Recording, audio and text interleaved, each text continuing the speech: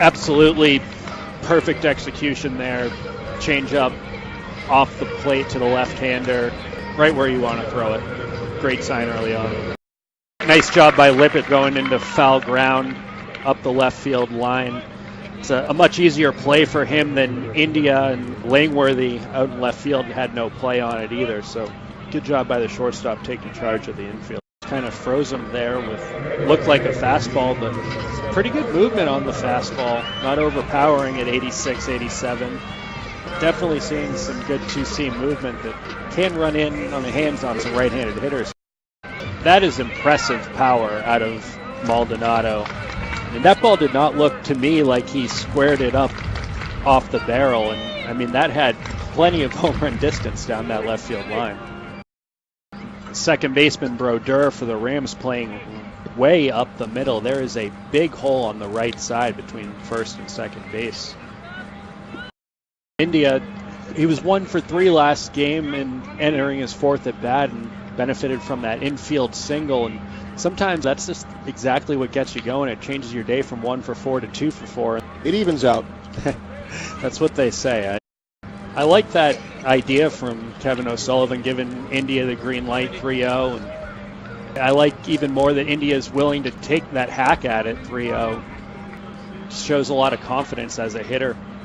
Lined out right where those 2 hits went in the first game. A home run for Juliana, and the Rams lead 1-0. Yeah, he had a double in game 1 to that same spot, right center field. He's got some power out that way. Completely agree, and good idea there. Good execution, honestly. It ends up going just foul, but that's really what you want to do. If it's fair, it's a hit. If it's foul, it's just strike 1.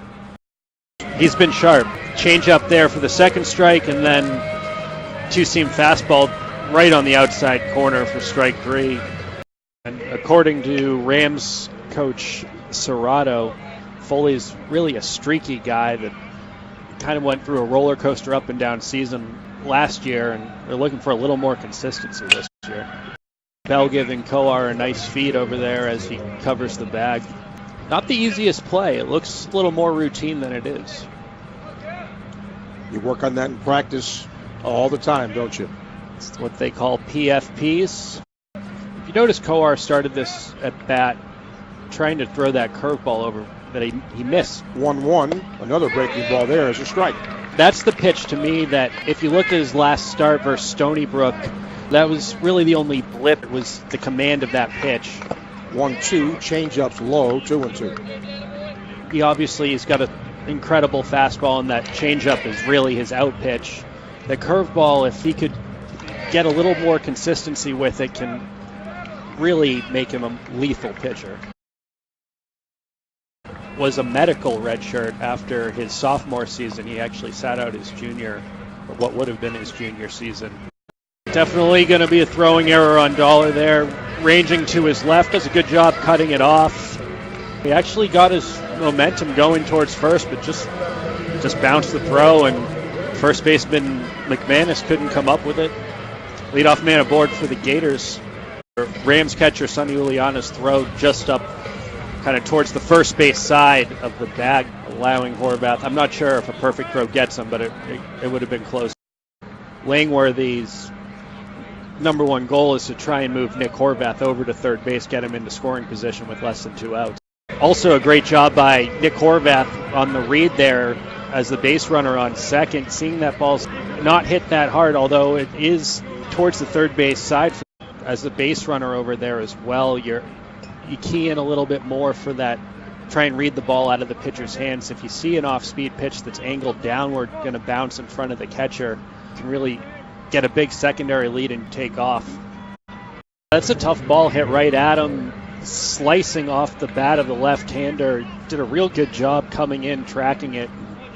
Coar threw it just where he wanted to. Fastball outside corner, probably borderline, but he's established that he has the control to throw it where he wants early on, and oftentimes that'll buy you an extra inch or two off the plate with the umpire. Rams second baseman Brodeur playing in right field. He's a good 4 or 5 steps onto that outfield grass. He actually entered the day without an extra base hit on the season. got his first of the year with the double in game one, and then just hit it a little harder to the same spot for the home run for his second. Last year he actually tore his labrum in game two of the season and wasn't able to catch the rest of the way. He was actually... Real nice play by Lippett there, going in the hole, gloving it, and coming up making a strong throw across the diamond. Stathopoulos has kept the Rams more than competitive in this game. He's got himself out of some jams, first and third, back in the third inning, able to get out of that with surrendering just the one run. He's really pitching. He's not overpowering, but he's moved the ball in and out. He'll drop a curveball in there to get ahead in the count. It's been pretty impressive so far. Even when you're not overpowering, when you don't have a fastball in the 90s, when you can get ahead of hitters 0-1, it really just changes the whole dynamic, and you can still have success. And the thing that's so tough is this Gators lineup 1 through 9. There's no easy out, so when you get one, you hate to give it away and give the guy another shot. Adds to your pitch count, too. So, but the biggest one, as you said, not getting the out. 2-2, and there is a perfect example. Line drive, base hit to center field. Changes his outlook on the day a little bit. He pops one up to the catcher. He's staring 0 for 3, headed back to the dugout. Instead, he's got himself a base hit up the middle. He's feeling good about himself. He's 1 for 3. He's got a hit in his last at bat. And mentally, nailed it. He should be out of the inning and probably wants to relay that to him, say you're doing a great job, don't worry, that hit's not your fault. Going back to that play by Reese, it's impressive to understand and have that mental clock in your head. Sometimes you'll see guys unnecessarily throw that off their back foot and play it into a single. That's another strike. Good location on the curveball there. Real nice job finishing. Absolutely. You saw it in game 1 too with Janglos. Both guys really just try and move the ball around. They rely on their location and really pitching as opposed to throwing overpowering fastballs. Also saw what Sonny Uliana, Rhode Island catcher, is capable of last inning, throwing as good as you can throw the ball down to second base to get that out. Just took a fastball, kept his hands inside it. Good contact, ball up the middle for a clean single. Got the cleanup hitter. Runners on first and second. You bunt now? Well, counts. The other concern, liability to ground into a double play, does not run overly well. So Gators defense on the infield has shown the ability to turn over just about anything. Lippett was kind of signaling for what they call a daylight play to try and pick the runner off second.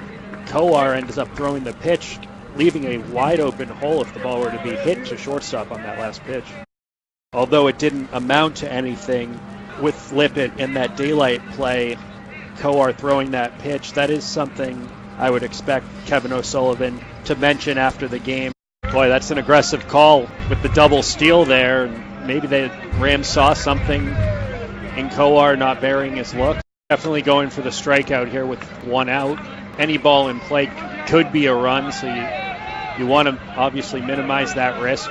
The Rams couldn't ask for a better situation in the 7th inning with leading run on third with just 1 out. Lays off the high curveball, gets ahead in the count, then he gets a fastball, puts a good swing on it to the left center gap, gives the Rams the lead 2-1. Curveball again that he's trying to spot to get ahead of the hitter, and he's just not completely bringing it back over the plate, not completely finishing that pitch. Certainly, if you had told them at the beginning of the day he could throw 6 innings giving up just the 1 run, they would have taken it. And see if they can get 1 more out of him. They may not be looking for 3 outs here. Back-to-back off-speed pitches by Stathopoulos. Gets ahead of Bell with a curveball, and then through what looked like a changeup. Bell got out just in front of it. He barreled it up pretty well, but just under it, and able to run it down there was Foley in right field. India playing in, taking away a bunt there at third base. And facing the #1 team in the nation, your team's just lost the opening 2 games of the series, and you come out, throw 7 excellent innings, surrendering obviously just the 1 run, with a chance to walk out of here with a win. Johnson up around 88, 89. Really kind of a change of pace, a lot harder than anything the Florida lineup has seen all day today, and it might not be 95, but when you've been seeing 84 all day, someone comes in throwing 88, 89, it's a little difficult to just flip that switch. Threw him a 3rd slider there, got him to chase in the dirt. Unfortunately, ball just got away from him. The opportunity to take a game from the #1 team in the country in Gainesville is something to hang your hat on. Play I looked at earlier was runners on 1st and 3rd. Maldonado hit a ball to left center that the center fielder Powell ran down. That ball looked like it had the gap written all over it. Ends up being just the sac fly. 0-2, fouled away. Of course, Gators obviously only got the 1 run in that inning, and for me, that's the play that maybe goes unnoticed a little bit, but really a game changer. With Nick Johnson clearly establishing the slider as kind of his go-to pitch, I would expect the Gators to give, I would think, Lippett, Reese, and Bell, left-handed hitters, an option, the opportunity rather, to hit, as that slider isn't as effective to left-handers. You got Indias leading off here, but then the potential with Reese, obviously the switch hitter, with 3 lefties to follow, kind of take away that slider. The combination of so close to the line and in really opens up that 5-6 hole. Stay back, drive ball to right center gap, and he was thinking 2 out of the box. No play at second. Rams center fielder Powell actually did a good job getting to that ball and cutting it off, but India's speed running hard out of the box, not even close at second base. You can make an argument on both sides of it, whether to bunt or not. Fact is, you just had 2 guys square it up pretty good, so you got some momentum. You might not want to just give away an out. Had a bit of a tough start this year, but was very effective last year. Just a 1.38 ERA. He actually has worked as their closer quite a bit. 3rd baseman Matt Dollar really kind of showing his hand early too. Almost even with the mound. Not a bad opportunity for a slash. The ground ball took Rhode Island first baseman McManus towards the bag, and he stepped on the bag to get the force out, looked towards second. No play there. Wisely did not throw it. The majority of the time, this is kind of by the book, put him on and try and set up the double play. And now they're going to put him on. That's a strike. How about that? Yeah, that was on purpose as well, I have to imagine. So the key to that at bat was the deke on the intentional walk. Yeah, with the catcher Sonny Uliana holding his right hand out, signaling put him on, let's throw this pitch out. I mean, that fastball came, it wasn't your typical 4-pitch put him on fastball either. It had something on it, so something leads me to believe that was drawn up. They didn't. They got a good start from their starting pitcher and almost pulled it off. Yeah, they gave it everything they had. As you said, got the barn doors blown off in games 1 and 2 and come back and not only be competitive, but really be in a position to win the game, leading 2-1 in the 9th. I'm sure it's a heartbreaking loss for Rhode Island. They've got a lot to be proud of, certainly a lot of good things to take away from this. But it's going to be tough, and they're going to be thinking about it for it's not going to wear off anytime soon. And get a win like that, and who knows what this will do for the Gator team going forward here. Absolutely. When you're in the bottom of the 9th and you need a run or you lose the game, it doesn't matter who you're playing, to come back and not just get the 1, but get 2 and walk off with it in the 9th. Something they will remember as the season moves on. And freshman Jordan Butler, with 2 strikes on him, coming through, getting that hit. threw the right side there for all intents and purposes. Be easy to fold over in that at bat. They had already tied it. Pressure's not really on him there, but he does a great job with 2 strikes, putting a good swing on it, and just a great team win. As Kevin O'Sullivan said there, lost in the shuffle was Jack Leftwich, bouncing back after a tough outing that didn't go as well as he would have liked versus UCF, but he's as much a reason for the final score and the W as anyone tonight. All right, good working with you today.